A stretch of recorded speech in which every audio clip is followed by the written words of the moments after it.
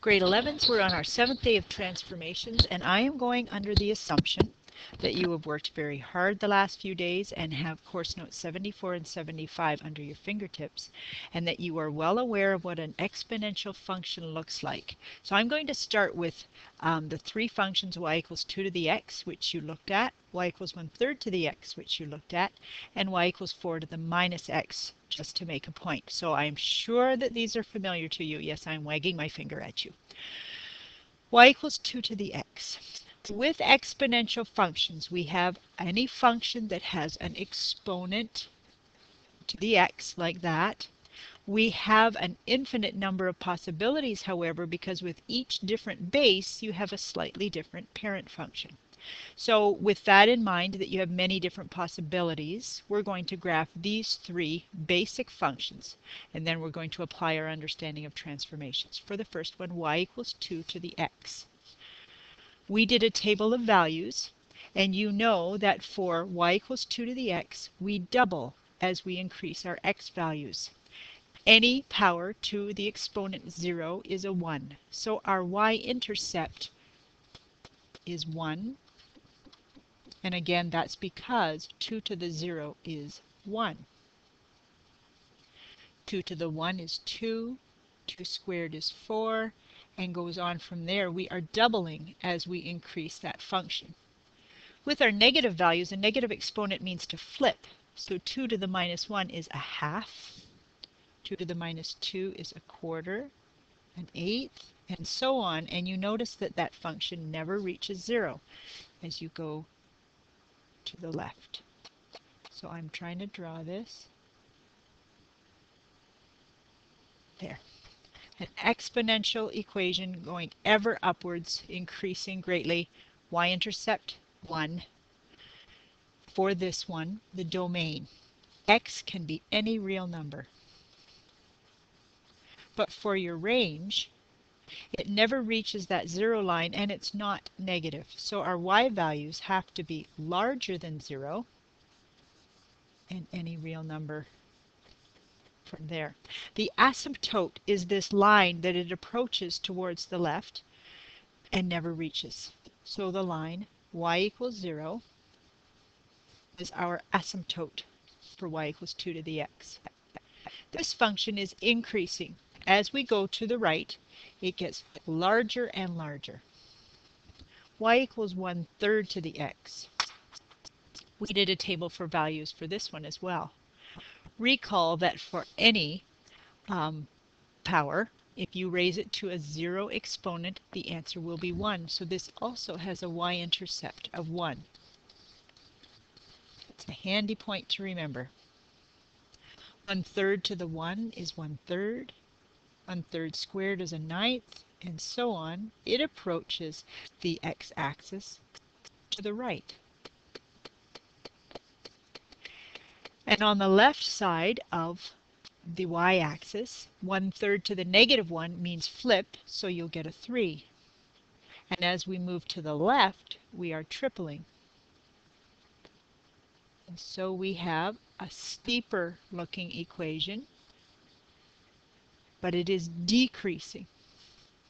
So for this function, our domain is any real number, the same. Our range is also y has to be larger than 0. The asymptote is the same.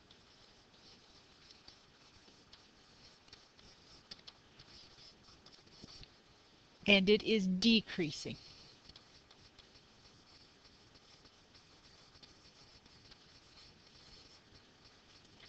Another way of writing a fractional base is to raise it to a negative power. So for instance, y equals 4 to the negative x is the same as flip a quarter to the x.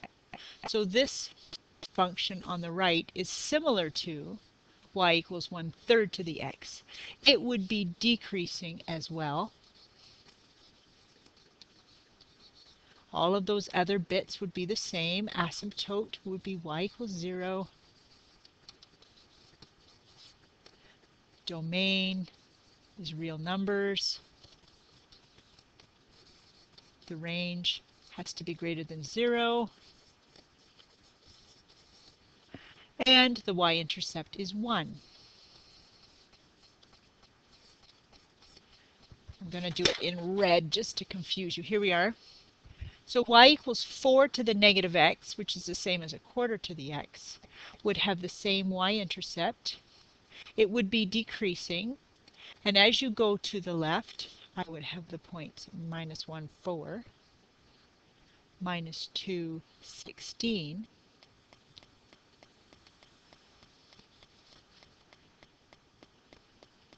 So you can see the steepness is different, but it is decreasing, and that lovely y-intercept would be a good thing to commit to memory. With those parent functions in mind, we're going to do some transformations. I grabbed this from your Course Notes 91, and it has the general equation of a function. If we put in some values for a, b, c, and d, let's just refresh our memories as to what those stand for. The two numbers on the end represented by a and c are vertical changes. A is a vertical stretch or compression and can be a reflection. Remember, reflection vertically is from ups to downs, so it's in the x-axis. C is a vertical shift or translation.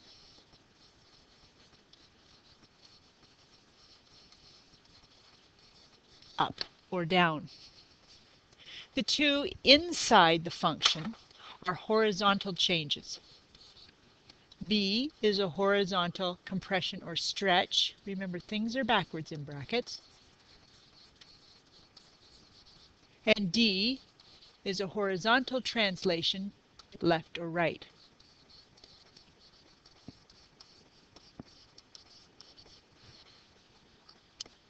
If f at x equals 2 to the x. So we looked at that one already today, and roughly there it is on the grid. Let's do the following transformations. Y equals negative f at x.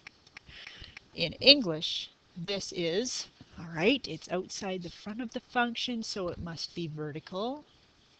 It's a negative, so it means reflection. A vertical reflection would be ups to downs, downs to ups, so it's in the x-axis. So with that thought process, I'm going to draw a vertical reflection in the x-axis of my original function 2 to the x.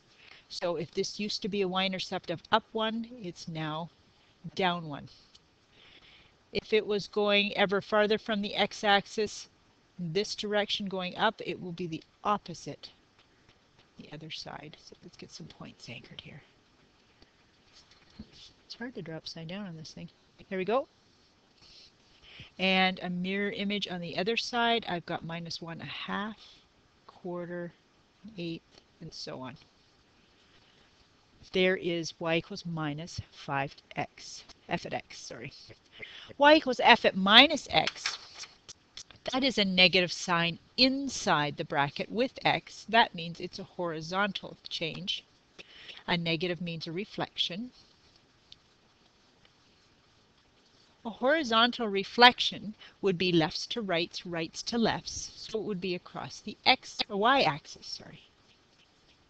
So I am taking my black curve and I am reflecting it across the y-axis. The y-intercept doesn't move, it's on the y-axis. But anything to the right now becomes to the left. So I am reflecting these points to the left. There we are. So it increases as you move to the left. And to the right, we are approaching. There we are. The third one, f at x plus 3. The plus 3 is in the bracket with x inside the function. It is a horizontal change. It's a plus 3, so that's a left or right translation. And because it's plus 3, it is left 3. I am going to take my black function, y equals 2 to the x, move it all to the left 3. So I'm going to move my y-intercept first of all. It's now there. That has been moved to the left. That's been moved to the left. And that's been moved to the left, and all my points thereafter.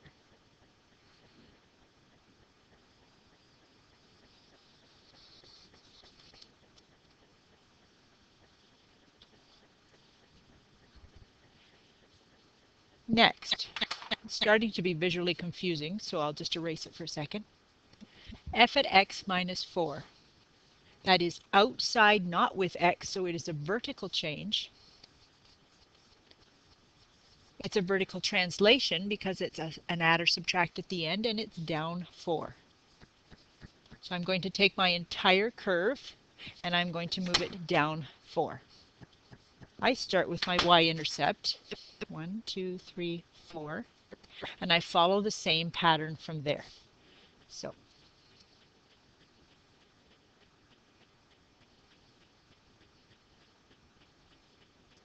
everything doubles in distance as you go.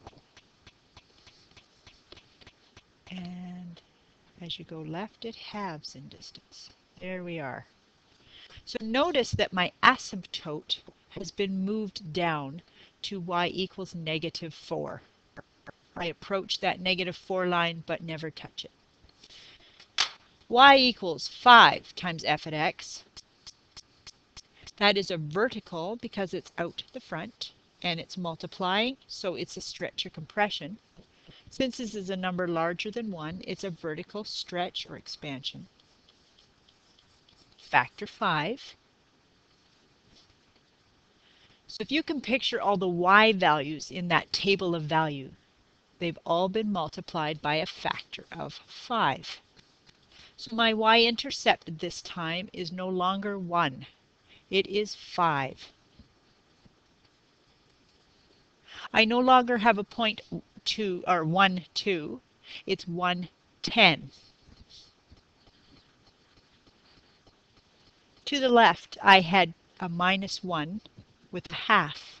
I now have minus 1 with 5 halves. Notice that distance is halving again as I go to the left. Instead of negative 2 a quarter, I have negative 2 5/4. And that vertical distance is halved again. And halved, and halved, and halved.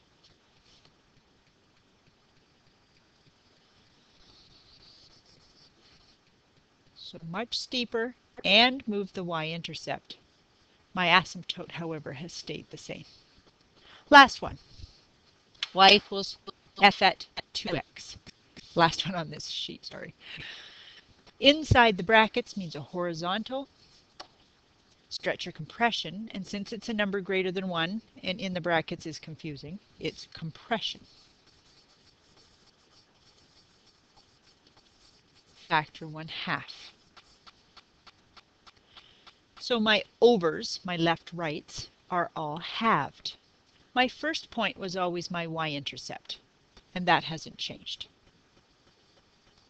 But from there, I had 1, 2. It will now be a half, 2. I have the point 2, 4. It will now be 1, 4. And that it looks compressed towards the y-axis, half the distance.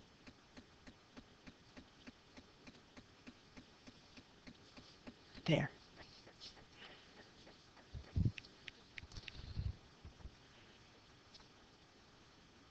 If f at x equals a half x, so this is a decreasing, so this would be called exponential decay.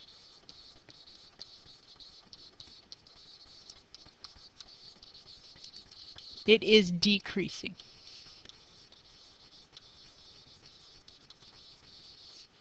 So there is my parent function, and I'm going to, in a series of transformations, graph these two new functions. The first one, y equals f at 2x minus 1 plus 3. The first thing I would do as a strategy is to list, in English, the things that are going on with this particular function.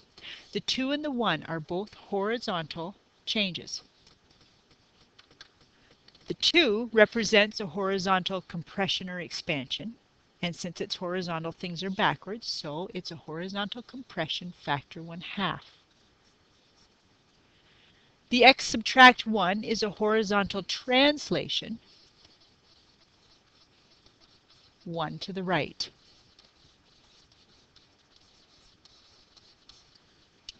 And lastly, the vertical plus 3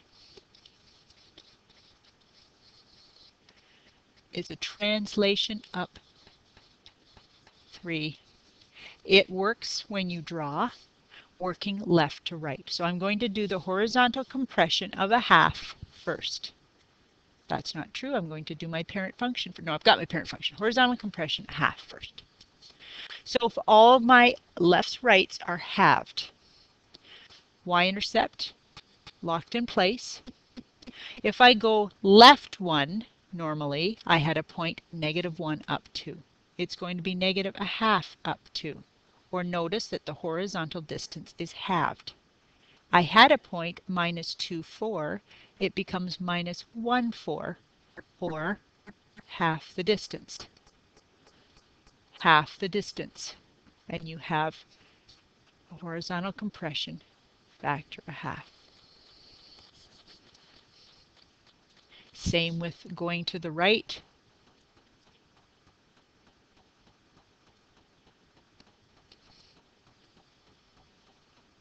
There.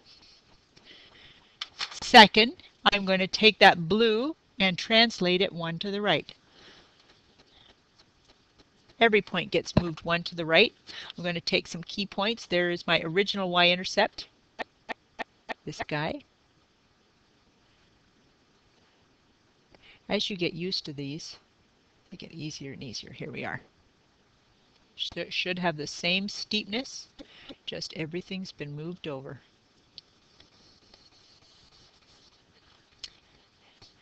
And last, I'm going to take the green and translate it all up 3. So something that works for me, remembering that we have an asymptote for each one of these, this is going to be moved up 3. That means my asymptote will be moved up 3. I just quickly sketch it in with a dotted line. So I remember it's approaching that line now. I am going to take this, what had originally been my y-intercept that's been moved to the right, and so on, and I'm going to move it up 3. And then follow the pattern to the right and to the left.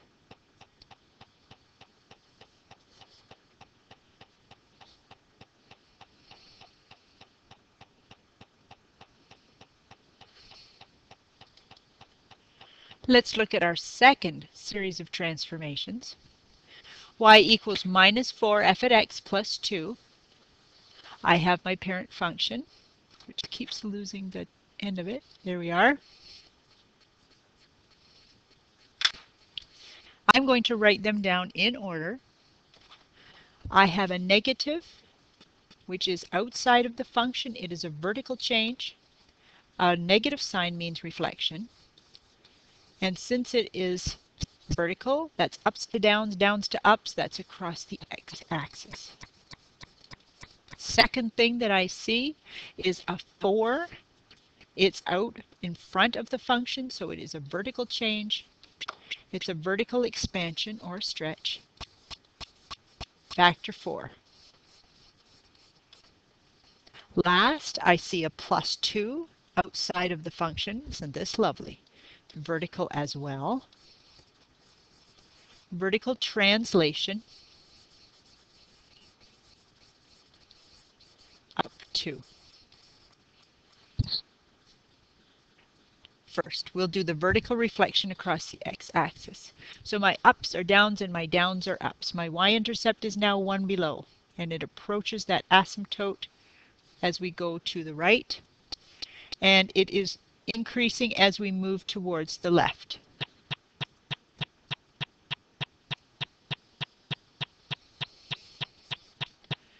Second thing I'm going to do is a vertical stretch, factor 4.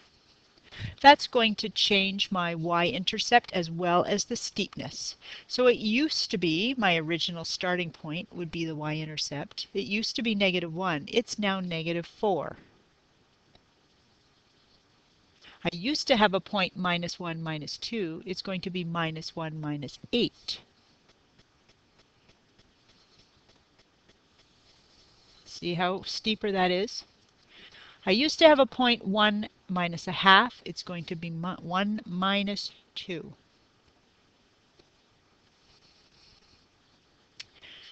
Used to be 2 minus a quarter, 2 minus 1. So notice we will approach the same asymptote. It is steeper overall, and it has been moved downwards away.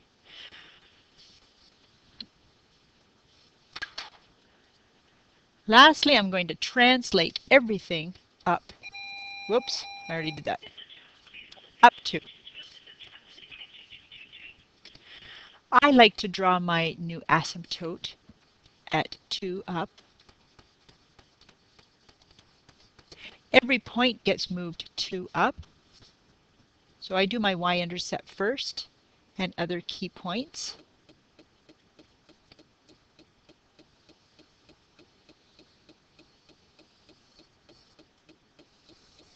Final answer.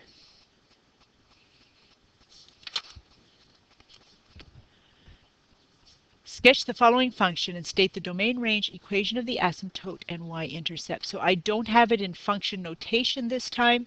We have written it as an exponential. First important question is, what is the parent function and can we draw it?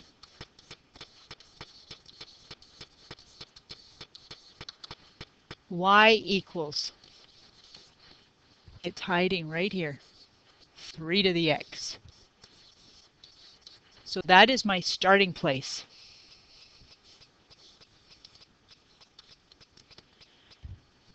Y equals 3 to the x.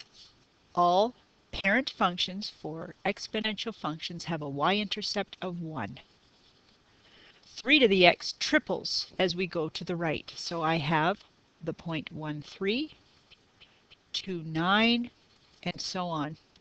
As we go to the left, we 1/3 our y values. So I have minus 1 1/3, minus 2 1/9, and so on as we approach the asymptote. My parent function, yikes, sort of like that. The first transformation I see working left to right is a minus. So y equals minus 3 to the x is a vertical reflection across the x-axis. So everything is reflected.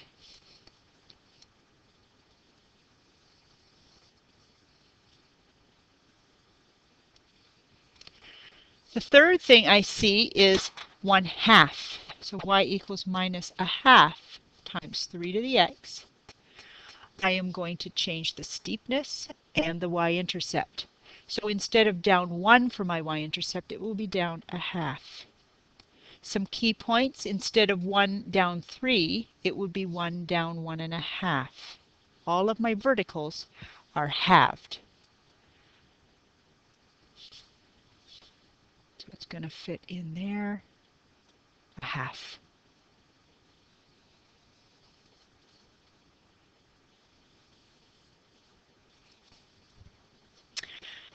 The next one is really ugly looking. Don't be afraid. Minus a half times 3 to the x plus 1.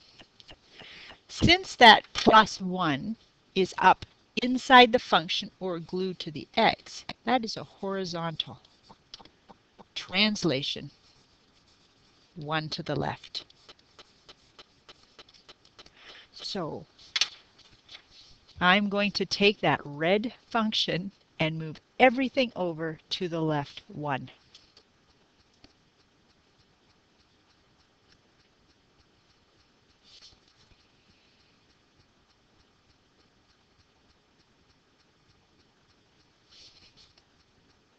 It's hard not to hit that asymptote. There we are. And lastly, I'm going to move everything up 2.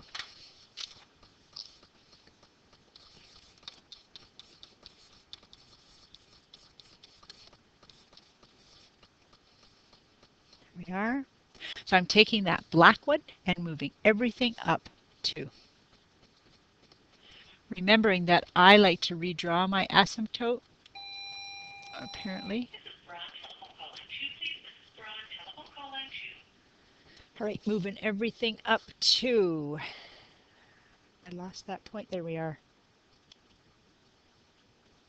I'm going from that black sketch and moving everything up 2. There we are. Final answer.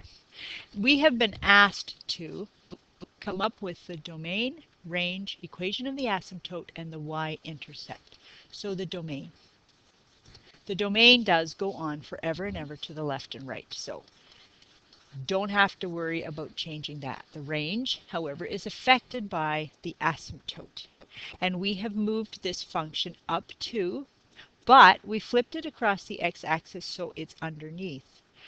The y values would have to be less than 2. Y is an element of the real numbers. So we had to think about that one. The equation of the asymptote, so that is that line, y equals 2. And the y-intercept has moved all over the place. So we need to be careful. We first of all had a y-intercept of 1. Then we flipped it upside down, so it became a y-intercept of -1. Then we halved everything, so it was a y-intercept of -1/2.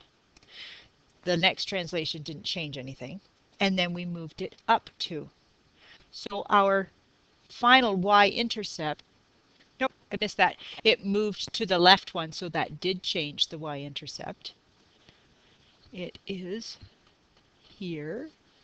And then we moved it all up 2, so it is here. It is hard to determine where the y-intercept is when we've had a left-right translation.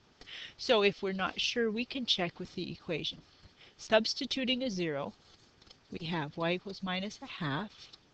3 to the 0 plus 1 is 1, plus 2, which is -1/2 times 3, which is -1.5. I guess I didn't need to write that again. -1.5 plus 2 is 1/2. That's sort of what it looks like. 0.5. So all of the translations changed where our y-intercept is.